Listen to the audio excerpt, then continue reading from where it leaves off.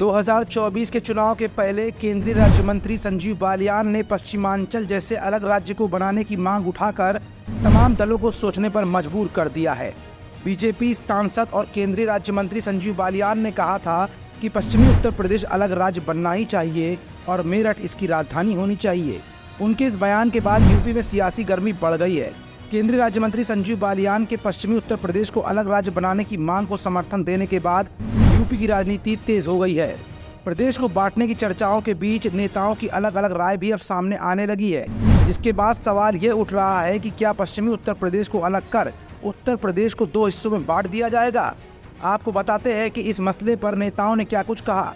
BJP के वरिष्ठ नेता और केंद्रीय राज्य मंत्री संजीव बालियान ने 1 अक्टूबर को कहा था कि पश्चिमी उत्तर प्रदेश अलग राज्य ही बनना चाहिए और मेरठ को इस नए प्रदेश की राजधानी बनाया जाना चाहिए।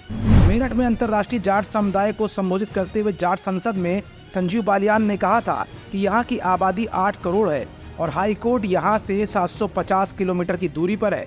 ऐसे में ये मांग पूरी तरह से जायज़ है। पश्चिमी उत्तर प्रदेश को अलग राज्य बनाने की मांग पर जयंत चौधरी की पार्टी राष्ट्रीय लोकदल की ओर से भी बयान दिया गया है। राष्ट्रीय लोकदल के प्रवक्ता आनंद दुबे ने कहा कि संजीव बालियान केंद्र सरकार में मंत्री हैं, उन्हें भाषण देने की जरूरत नहीं है। सरकार में शामिल लोग भाषण नहीं दिया करते, बल्कि अपने काम को पूरा किया करते हैं।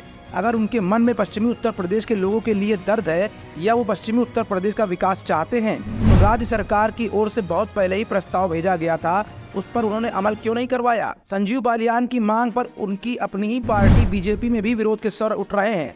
बीजेपी नेता संगीत सोम ने कहा है कि पश्चिमी यूपी को अलग राज्य बनाने की मांग बिल्कुल जायज नहीं है। ऐसा किया तो पश्चिमी यूपी मिनी पाकिस्तान बन जाएगा। संगीत सोम यही नहीं चुप हुए, उन्होंने आगे कहा कि हिंदू इस प्रदेश में अल्पसंख्यक हो जाएंगे। जिस हिसाब से एक वर्ग की आबादी बढ़ रही है उससे पश्चिम की डेमोक्रेसी बदल जाएगी।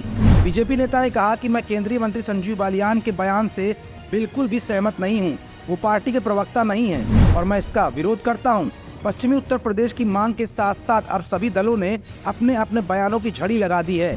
ऐसे में भाजपा द्वारा फेंका गया ये ट्रम्प कार्ड 2024 के इलेक्शन में बीजेपी या एनडीए को कितना फायदा पहुंचाएगा, ये तो आने वाला समय ही बताएगा।